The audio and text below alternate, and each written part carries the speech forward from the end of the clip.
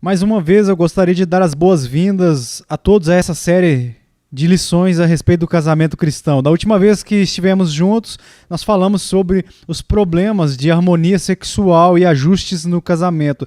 E nessa discussão eu mencionei que, de acordo com as pesquisas mais recentes e as pesquisas que foram realizadas entre os pesquisadores, o motivo número 1 dado nos Estados Unidos para o fim do casamento tem sido o problema do sexo.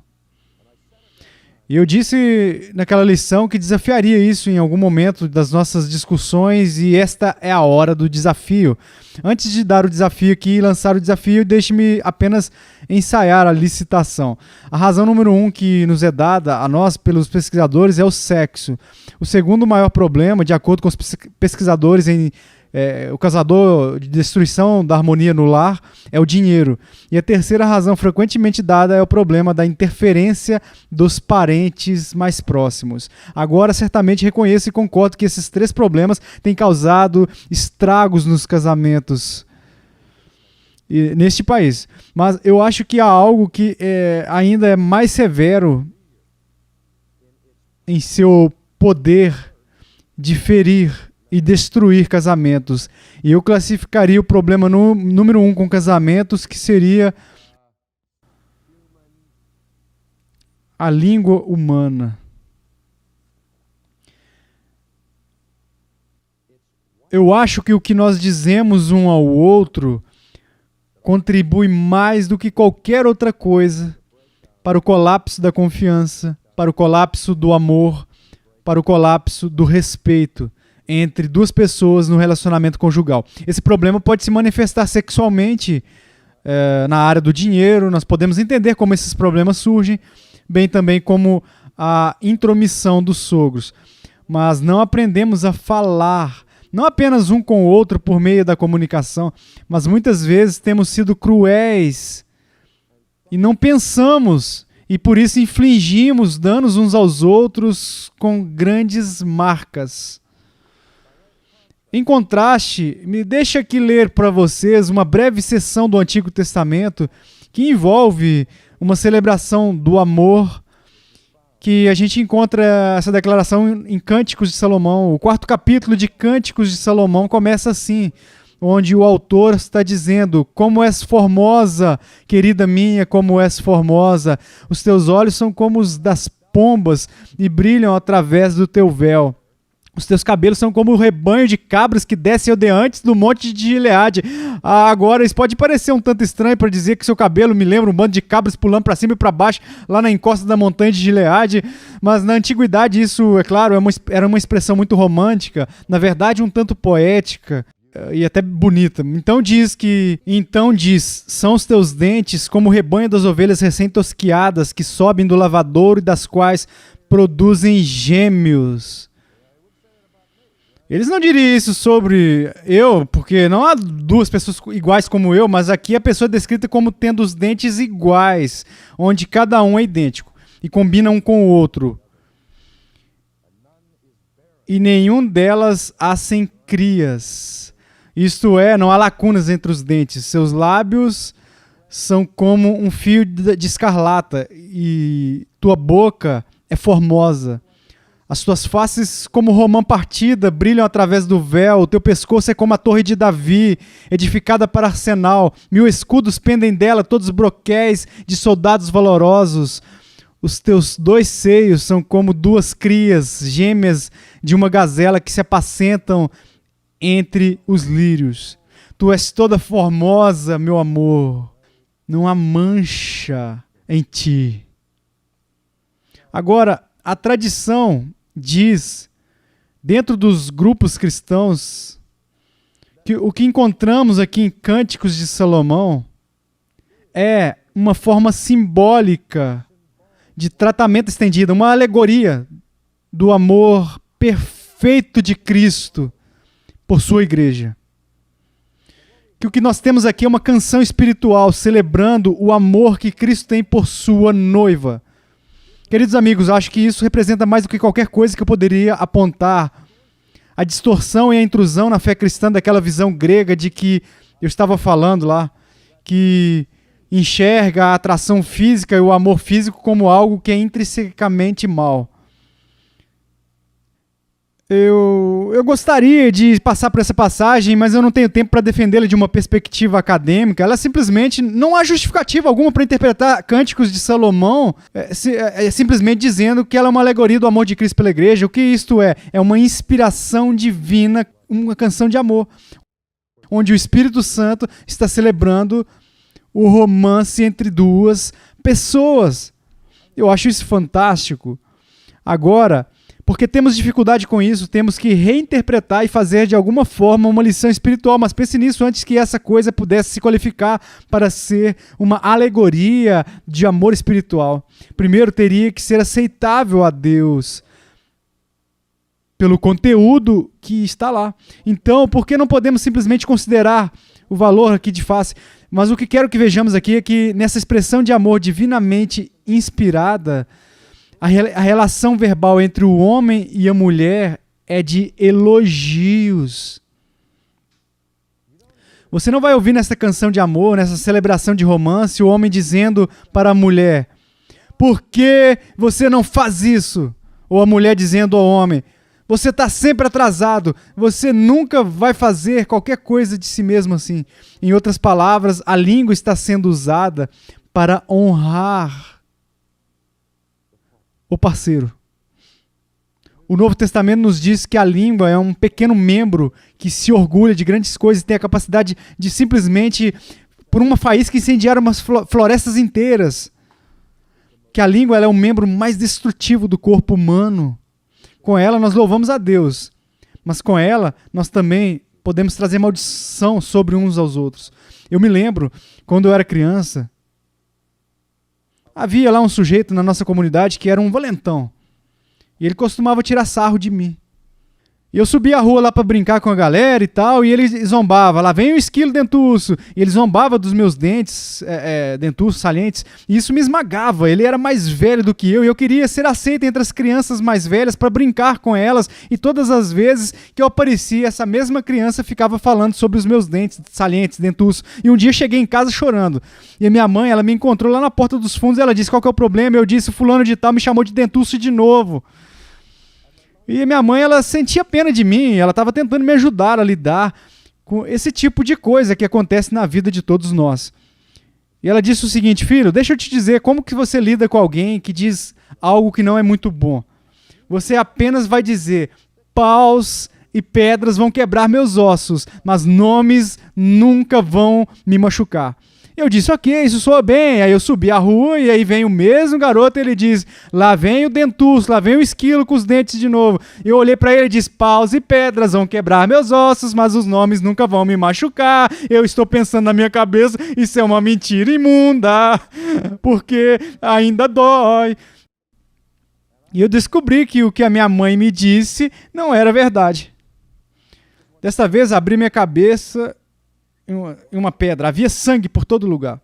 E eu fui para casa, pensei que fosse morrer, o médico veio, pegou algumas pinças assim de metal, tirou uns negócios no topo da minha cabeça, e alguns dias eu estava bem, já estava bom. Aí outra hora vem um cara, quebra meu braço. Engessado, 6 semanas depois meu braço está bom. Mas um insulto, uma palavra sem pensar, ela pode penetrar onde nenhuma pedra pode chegar. Ou nenhum pedaço de pau pode jamais tocar.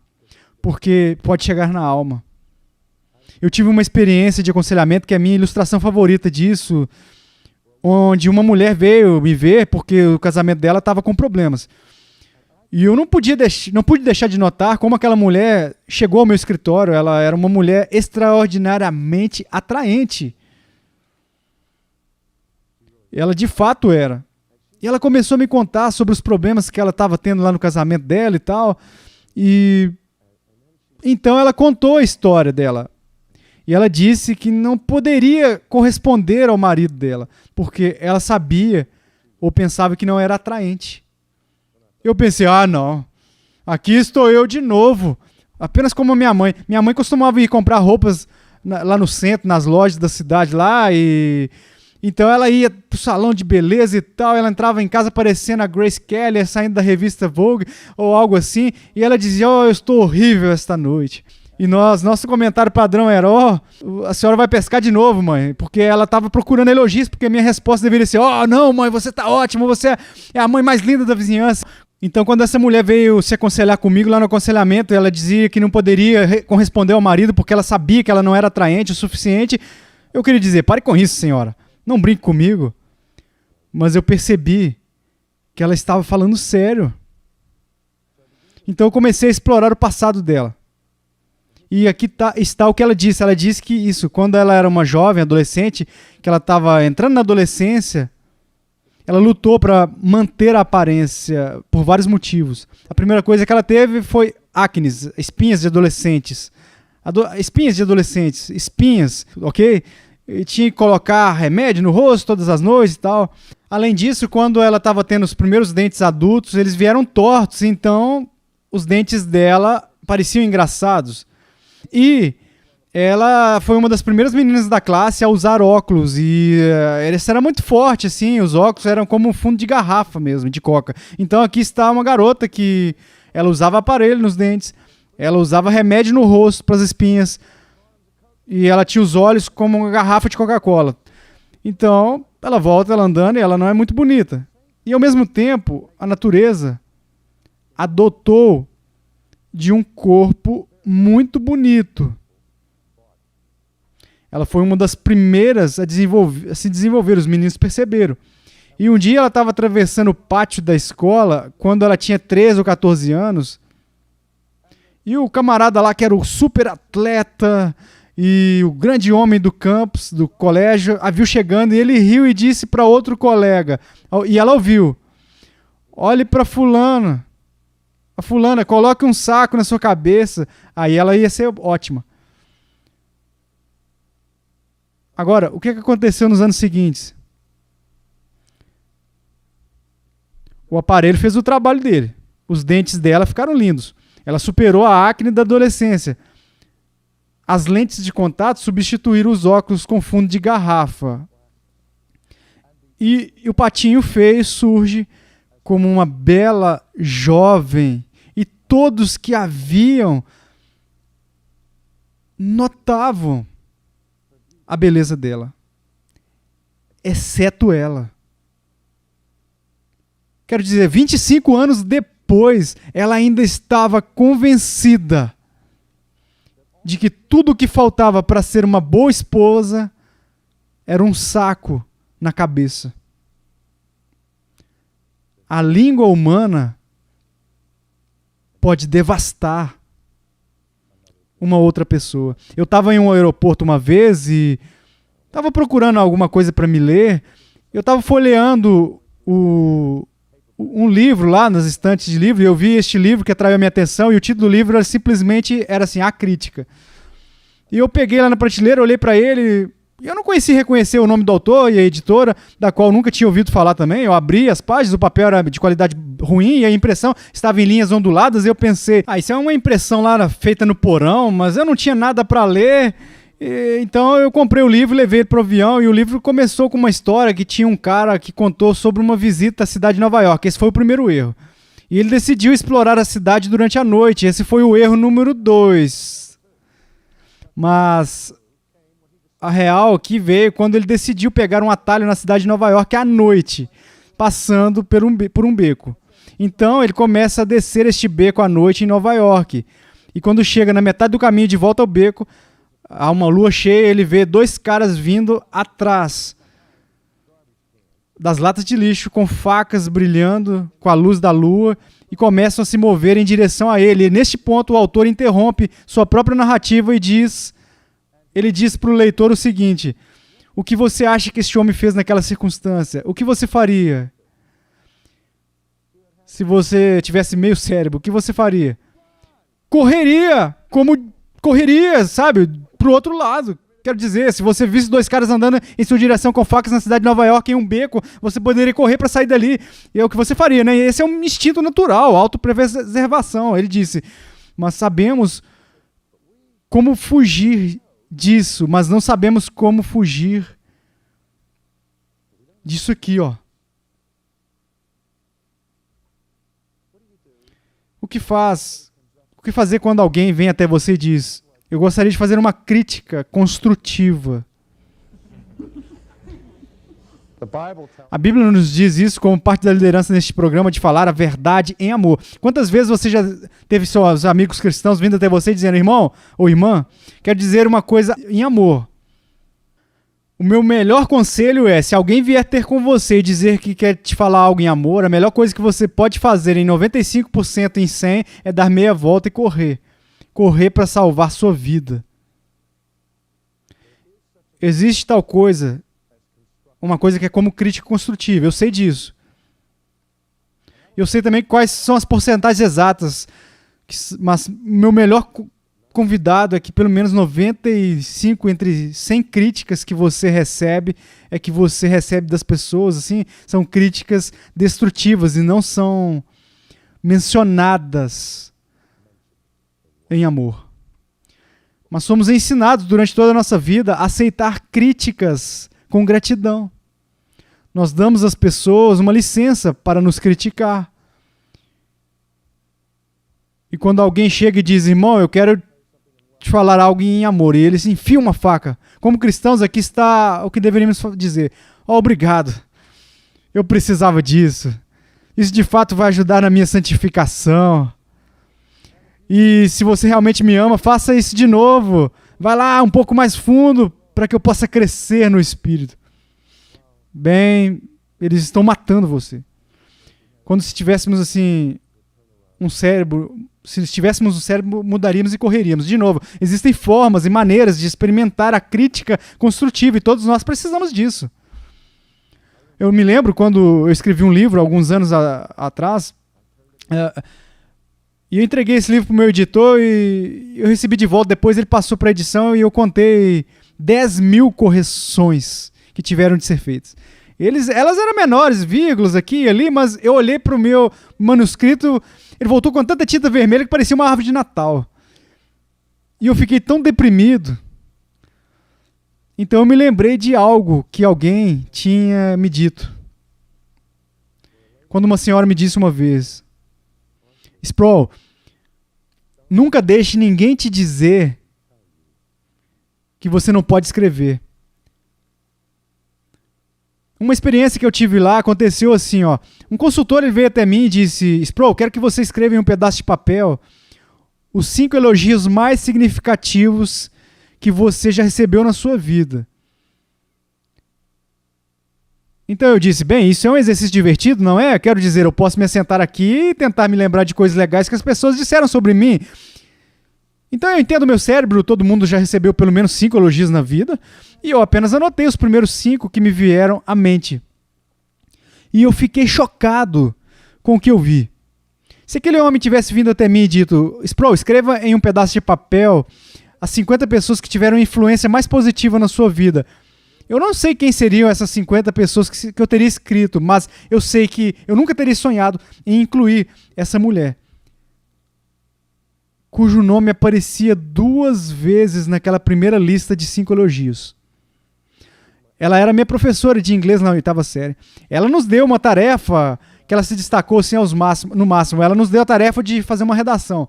Foi nossa primeira experiência de escrita, de redação. Então eu escrevi essa pequena redação, eu inventei lá sobre uma montanha e tal, e eu entreguei para ela. Ela levou aquilo para casa, e quando chegou a hora de dar as notas e de julgar, ela trouxe de volta, e ela falou: vou entregar para a classe, vou distribuir para todo mundo a aula agora, vamos distribuir os papéis, mas antes vamos fazer isso aqui.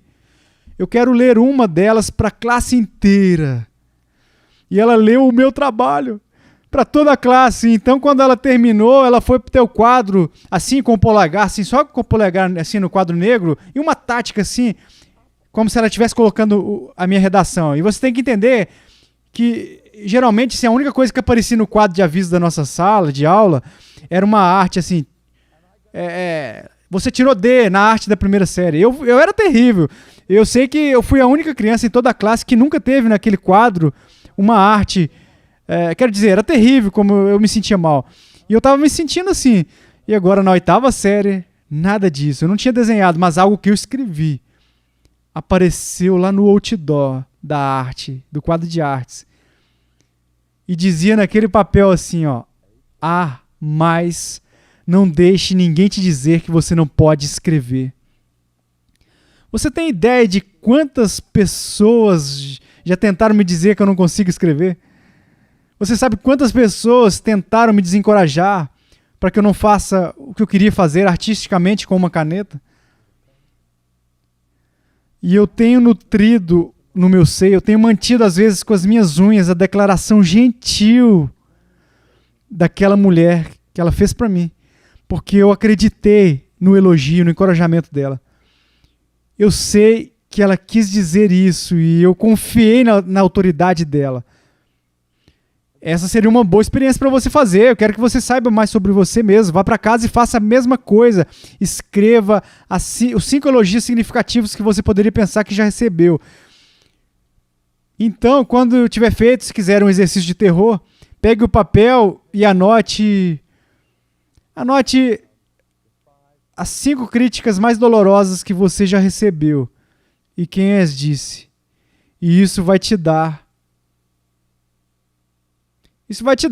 uma rota rápida para o centro da sua própria dor emocional. O lugar onde você está sofrendo. E você ficará chocado, tenho certeza, ao ver que você está se preocupando com sua vida, com coisas que as pessoas fizeram anos atrás, que ainda te paralisam. Paralisam você e ainda estão te machucando. Então você começará a ver o poder da língua humana. Precisamos entender isso porque o que dizemos um ao outro no casamento é o que cria o ambiente de confiança, de intimidade e de amor. Quando eu me casei com a minha esposa, eu fiz um juramento, eu jurei que ia apreciar ela. Eu sei que as mulheres de hoje não querem ser colocadas em um pedestal porque elas não se sentem que elas não são reais, elas são objetos, assim por diante e tal. Eu não entendo tudo isso porque eu sou um homem e não tenho certeza se entendo as mulheres. Então eu nunca vou entender as mulheres, ok? Mas eu nunca conheci uma mulher que não quisesse ser amada. E eu nunca conheci um homem que não quisesse ser amado. E o que eu digo com a minha boca é o que comunica o quanto eu prezo a minha esposa.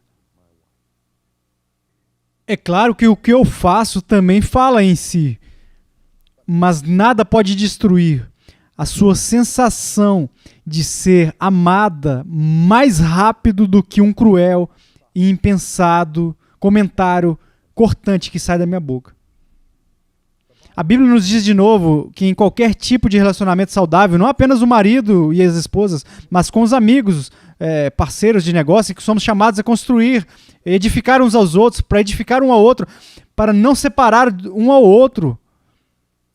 Mas o que acontece em um casamento é que ficamos com raiva um do outro e você me diz algo que vai me machucar. Qual é a minha resposta natural? Fogo com fogo, ferida por ferida, retaliar, revidar. E logo isso se transforma em uma guerra. Então dizemos aquelas palavras terríveis, querida, eu não queria dizer isso. E ela diz, então por que você disse isso? Você sabe o que? A Bíblia diz que há certas coisas que você lembra de um canhão, sim, tipo um canhão. Uma flecha voadora. Uma vez que você puxa o arco para trás assim e você solta aquela corda da flecha, ela começa a voar. Você não pode buscá-la de volta. E incluído nesta lista da Bíblia aqui é a palavra falada. Depois de dizer isso, posso me desculpar por isso, posso fingir que eu exagerei, mas eu disse. E ela ouviu e está armazenado. E pode estar sendo um dano assim que vai ficar por mais de 30 anos. Mas onde há o amor, a bondade. E quando há bondade, há um desejo de fazer o que Cristo nos disse para fazer, para apresentar as nossas noivas a Ele sem mácula, para estar dispostas assim, a dar nossas vidas, para honrar aquela que nós vivemos junto. Eu sou um homem, eu estou debaixo dos olhos do público, e eu tenho mulheres que vêm até mim de vez em quando, tempo assim, piscando assim, os cílios, dizendo, você é tão fofo e tudo mais, e eu olho no espelho, eu sei que não é verdade, mas elas começam a jogar esses jogos, e eu posso responder de duas maneiras. Eu posso responder e me permitir ser lisonjeado por isso, então, tentado, ou eu posso ver isso como uma ameaça ao que eu prezo.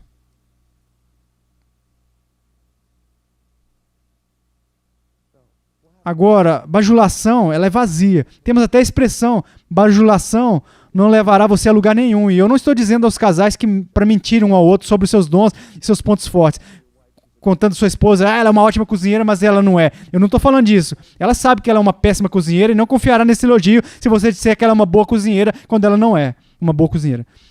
Mas quando o elogio é autêntico, é crível, onde você reserva assim, um tempo para encontrar algo de valor no seu cônjuge, você cristaliza ele, coloque em palavras e diga a ela, diga a ele que você percebeu.